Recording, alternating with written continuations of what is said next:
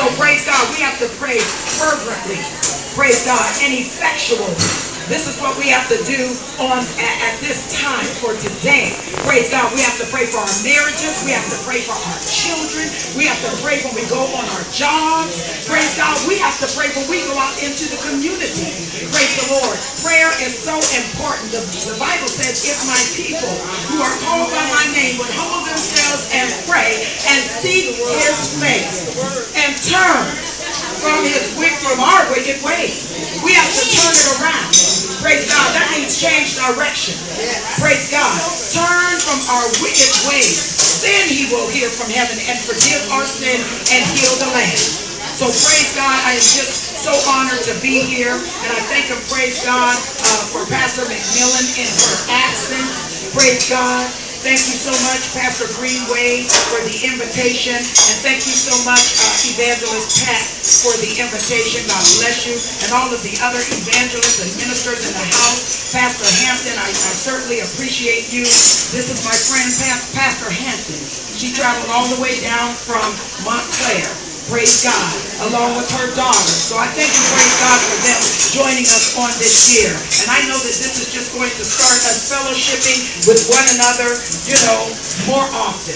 Praise God. And then all of the ladies who came with me, 2 of the ladies are from San Diego. I thank and praise God for them. And I thank and praise God for Evangelist Claire, who's always there with me and for me to support when she's able. And Mother Shepherd, praise God. And for Pastor, Evangelist, Elder Hawkins, Arville Hawkins. I thank and praise God for her. Praise the Lord. We've had the opportunity to travel together and minister together. And God is just opening doors because churches are beginning to realize that they need help. They're beginning to understand, praise God, that when they call us in to minister, that's what we're there for, to be a help and not a hindrance. We're there to get something to them and not take anything from them. Praise God. Hallelujah. Glory to God. Why? Because we are servants of the Most High God. And it's for all of us to connect together and be together and understand and know that we need one another in this hour. We need each other. We are not an island. There are no big I or little you. Praise God. So we need one another. It's time for us to push each other into our destinies and into the place that God would have us to be. And when we get to the place that we start to do that, then we won't feel so burnt out. We won't feel like we're just at a place of mediocrity. We could continue to be in that high place, in the secret place that God needs us to be in him. The Bible says, he that dwelleth in the secret place of the Most High God will abide up under the shadow of the Almighty. But sometimes, how many of you know that we feel burnt out? Sometimes we feel like, praise God, we can't go on. Sometimes it feels as though we want to throw in the towel. Praise the Lord. And I know some of the pastors in this room can relate to that. Praise the Lord. Sometimes we just don't want to go on anymore.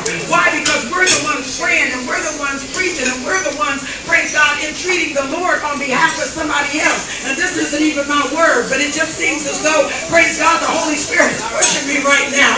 Hallelujah. Glory to God. That it's so important for us to stay in the place of prayer.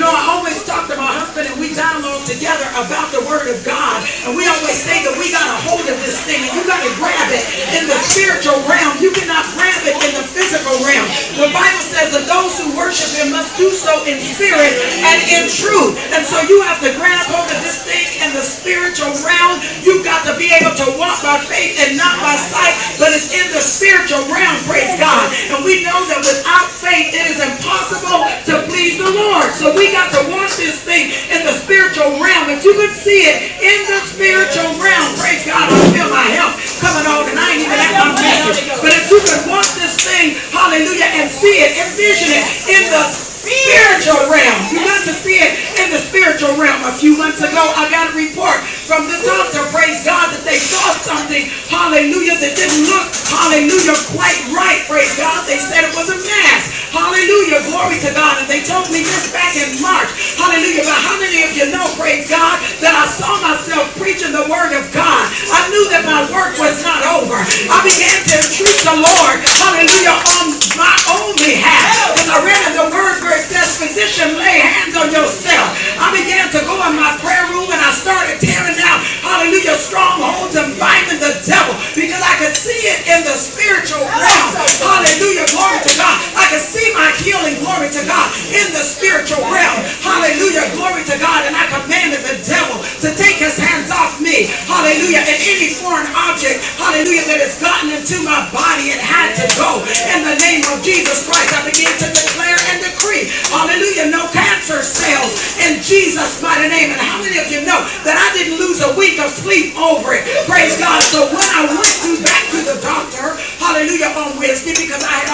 went for the biopsy and all of that. Praise God. And I went back to the doctor, glory to God, on Wednesday. Praise God. Hallelujah. Thank you, Jesus. And they said it's a benign, hallelujah, fibroid. Hallelujah. I began to rejoice, glory to God, in that room. And my husband began to rejoice with me. Praise God. And the doctor said, give me a high five. Hallelujah. Glory to God. Thank you, Jesus. And we let him know that we already knew. Hallelujah. Because the Lord had already told me, and I told my husband that the Lord told me, hallelujah, to continue on with my life the way I always do live it.